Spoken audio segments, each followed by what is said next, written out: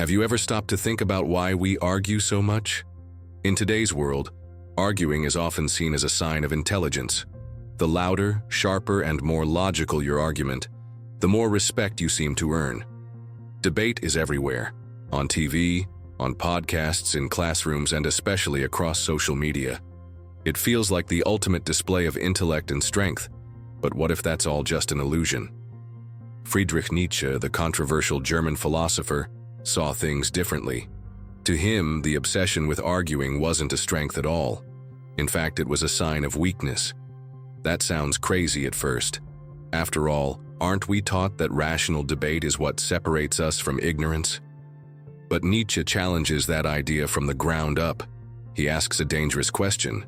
Do the truly powerful need to argue at all?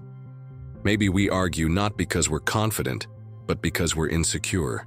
Maybe our endless need to explain, justify, and defend our opinions isn't strength, but fear in disguise. This isn't going to be a comfortable exploration. It's not meant to be. But if you're open to it, it might just change how you see debate, truth, and yourself. Nietzsche forces us to look past the surface and ask something simple but profound. What if real strength isn't in the words we speak, but in the silence that follows? For centuries, reason has been worshipped as the highest human faculty. We inherited this mindset from thinkers like Socrates, who believed that to live without examining life through logic was to stumble blindly through existence. Reason was supposed to guide us, to illuminate the darkness of ignorance like a lamp in the night. But Nietzsche saw a shadow behind that light. To him, reason had become a kind of tyrant, a force that didn't just help us think, but that demanded we justify everything, even the things that don't need explaining. Think about it. Have you ever had a gut feeling about something? Whether it was falling in love, quitting a job, or making a big leap, only to find yourself scrambling to explain why you feel that way. We've been trained to believe that unless something is backed by reason, it isn't valid. But Nietzsche questions that. He suggests that this constant need to explain ourselves has made us prisoners of our own minds. Even simple decisions can become exhausting. You want to act, but the voice of logic demands proof first. Is this the right move? Can you defend it? What if you're wrong? Over time, reason stops being a tool and becomes a cage. Nietzsche wasn't alone in noticing this. Blaise Pascal once said, "The heart has its reasons which reason does not know." And that's the point. Sometimes we feel what is right before we can explain it. But in a world obsessed with rationality, those feelings are dismissed. We're told to ignore instinct and trust only the mind. Nietzsche's challenge is simple. Maybe we've gone too far. Maybe we've crowned reason king and now we bow to it, even when it betrays us. Because in the end, he asks us, are we thinking to live or living to think? Friedrich Nietzsche didn't believe that power came from clever arguments or polished logic. In fact, he believed that the truest form of strength came from something much older, much deeper: instinct. Instinct isn't about overthinking. It's about knowing without explanation, acting without delay, trusting yourself without having to make a case for it. Look at nature. A lion doesn't write a thesis before it hunts. It doesn't hold a debate with itself about whether or not the gazelle deserves to live. It acts, and in doing so, expresses its strength. Its power doesn't need to be announced. It doesn't need to be proven. It just is. Now compare that to us. We live in a world where almost every decision, no matter how personal or emotional, feels like it needs a reason. We hesitate, we calculate, we ask for permission, we post online and wait for approval. In Nietzsche's view, this isn't power. This is hesitation dressed up as intellect. He believed that modern society had become too dependent on reason. We've built a culture that's so obsessed with being right that we've forgotten how to be real. We've been taught that if we can't explain something, it must not be valid. That if our decisions can't be justified, they shouldn't be trusted. But what about instinct? Think about it. A soccer player makes a split-second move that leads to a perfect goal, not because they analyzed it, but because they felt it. A business owner takes a leap without all the data, but wins because they trusted their gut. A person in danger reacts immediately, not with thought, but with pure motion. These moments aren't irrational, they're deeply human. Nietzsche would say they are the most human. He admired that clarity of action, that motion without doubt, that inner voice that says, go, and doesn't wait for someone else to say, okay. To Nietzsche, overthinking was the enemy of strength. Instinct doesn't stall. It doesn't need permission. It doesn't ask, is this the right thing? It just moves forward. As he saw it, not everything that matters can be explained. And not everything that can be explained truly matters. For Nietzsche, arguing wasn't just a waste of time. It was often a sign of something deeper, resentment. He saw debate not as a noble exchange of ideas, but as a weapon used by people who lacked the power to act. When someone couldn't change their situation, couldn't make a move, couldn't shape the world, they argued instead. Not to create, but to attack. Not to build, but to defend their frustration. Look around you. On social media, people argue constantly about politics, values, entertainment, anything. But how many of those arguments actually change anything? Rarely do people walk away with new perspectives. Most debates spiral into personal attacks, passive-aggressive comments, or endless loops of justification. According to Nietzsche, that's not strength. It's a symptom of weakness trying to wear the mask of intelligence. He called this dynamic slave morality, a mindset of the powerless. Instead of confronting their limits directly, people trapped in this mindset create complex moral systems and use words as weapons. They rationalize their position, not out of clarity, but out of necessity. Think of a bird trapped in a cage. It can't fly, so it pecks at the bars, not out of reason, but desperation. For Nietzsche, many arguments look the same. They're not expressions of truth, they're expressions of powerlessness. He didn't say all debate was bad, but he challenged us to ask, why are we debating? Is it to seek truth, or is it to avoid action? Is it about building something or proving ourselves? Because sometimes endless talking isn't about growth, it's about hiding. We argue when we feel unseen. We fight with words when we feel unheard. But true power? It doesn't argue. It moves. It builds. It creates. So the next time you find yourself knee-deep in an argument, ask yourself, am I doing this because I believe in something or because I feel powerless to do anything else? Nietzsche believed that one of the most dangerous habits of modern life is overthinking, not because thinking is bad, but because when taken too far, it kills action. We've been trained to believe that the more we think something through, the better the outcome will be. But Nietzsche challenges that idea. He saw a world where people spend so much time planning, analyzing, and second-guessing that they never actually do anything. This isn't intelligence, he argued. It's inertia disguised as wisdom. He called it a kind of spiritual paralysis. You want to act, you feel the desire. But then reason steps in with a checklist. What if it goes wrong? What will people think? Is this the smart move? And just like that, you freeze. The moment passes. The opportunity disappears. All because you were waiting for the perfect moment that never came. Nietzsche believed that thought should serve will, the inner drive to act, to create, to live. When thought becomes an obstacle to that will, it becomes toxic. Philosophy, in his view, had become a trap.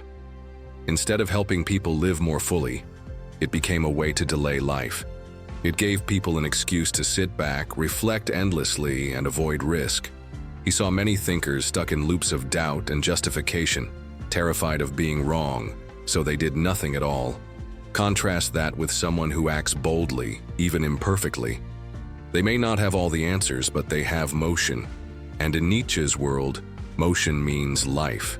He wasn't saying we should be reckless. He was saying we should be courageous. Because in the end, he believed this. While you're wondering whether you should act, the world has already changed. Friedrich Nietzsche introduced the concept of the Ubermensch, or Overman, as a vision of what humanity could become if it broke free from inherited values. The Ubermensch isn't a superhero or a conqueror. It's a person who lives by their own rules, their own instincts, and their own vision of life, without needing to justify any of it to others. This figure doesn't ask, "Is this the right thing according to society?" They ask, "Is this right according to me?" That shift changes everything. Most people live by borrowed values, what their parents taught them, what religion dictates, what social norms expect. They seek approval before acting. They wait for the green light from others to take risks, to speak their truth, to be who they really are. And when they don't get that approval, they hesitate, they shrink. But the Ubermensch does the opposite. Nietzsche describes them as someone who has transcended the need for validation. They don't follow tradition, they create new paths. They aren't shaped by the world, they shape themselves. It's not about being better than others. It's about being true to yourself, radically and unapologetically. Imagine a tree growing in the middle of a wide, empty field. No other trees to protect it from storms. No surrounding forest to offer comfort. Yet it grows, taller and stronger, precisely because it stands alone. That's the spirit of the Ubermensch. Self-reliant, deeply rooted, reaching for the sky without asking for permission. The Ubermensch doesn't reject all morality. He just refuses to be chained by it. He reclaims the power to decide what matters to him. He knows that living authentically might come with judgment, resistance, or failure, but he accepts it because he's not living for applause. He's living for truth. This kind of living is rare and difficult. It takes courage to walk away from the safety of social approval.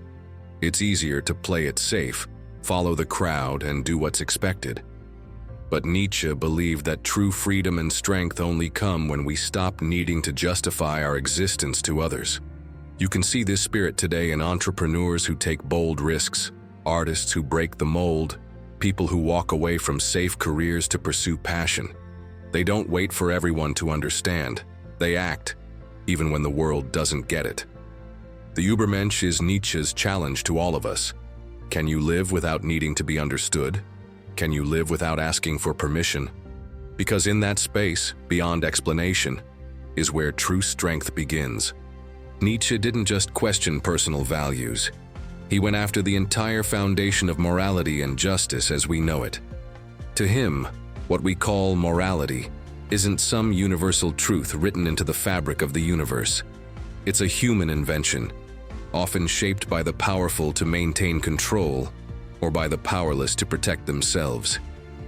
Either way, Nietzsche believed it was rarely neutral.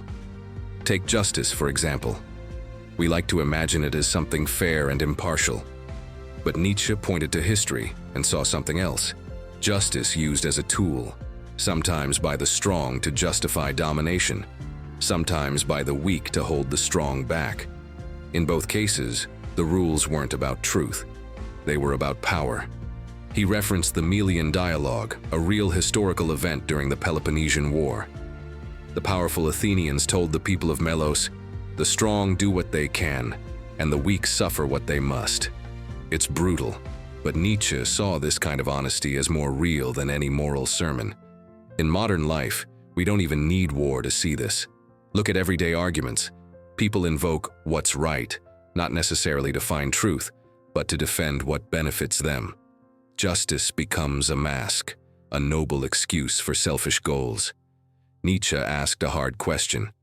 Are we living by truth or by rules written by someone else? Even our guilt, our hesitation, our fear of stepping outside the lines, all of it may come not from a moral failure, but from decades of conditioning. We were taught not to trust ourselves, not to follow instinct, but to obey the rulebook. But who wrote the rulebook? Nietzsche invites us to flip the script and ask, what if morality isn't universal? What if it's a cage? Nietzsche didn't hate reason. He didn't say we should throw logic away. What he feared was when reason becomes a tyrant, when it dominates so much that we forget how to feel, how to act, how to trust ourselves. To Nietzsche, the key was balance. Imagine walking a tightrope. Instinct is what keeps you moving forward. It gives you the courage to take each step. But reason is what helps you adjust your footing, stay centered, and not fall. If you rely only on instinct, you might rush and lose control. But if you freeze and analyze every move, you'll never cross at all. That's how Nietzsche saw life. We need both. We need instinct to move and reason to refine. But the moment reason starts holding us back from action, it's no longer helpful, it's harmful. In today's world, we often tip too far toward logic. We want proof, data, justification for everything. But life doesn't always work that way. The boldest choices often come from feeling, not formulas. Nietzsche's invitation wasn't to abandon reason, but to put it in service of life, not the other way around. Because reason can guide you, but only instinct will move your feet. So what do we do with all of this? Nietzsche didn't just want to challenge your thinking, he wanted to challenge your living. He wanted you to stop waiting for permission, stop trying to win arguments, and stop needing to explain every move you make. His philosophy wasn't just about abstract ideas, it was about freedom. Not political freedom, but personal freedom, the kind that lets you act without apology, to trust your instincts, to speak without rehearsing, to decide without defending. He knew that most of us were trapped in invisible cages, cages built from guilt, fear, social pressure, and the belief that our choices only matter if we can justify them. But Nietzsche's question still echoes. Who's in charge of your life, your instinct or the expectations of others? Maybe you've had that moment where you made a decision without asking for approval, where you felt something deeply right and didn't need to explain it. Maybe it was scary, but maybe it also felt like freedom. Nietzsche believed that strength isn't loud, it doesn't argue, it doesn't beg to be understood, it simply moves forward. So as you finish this, ask yourself, do you want to win arguments or do you want to live? Because in the end, the strongest philosophy isn't the one that wins debates. It's the one that gets you out of your head and into your life. No apologies, no justifications, just action.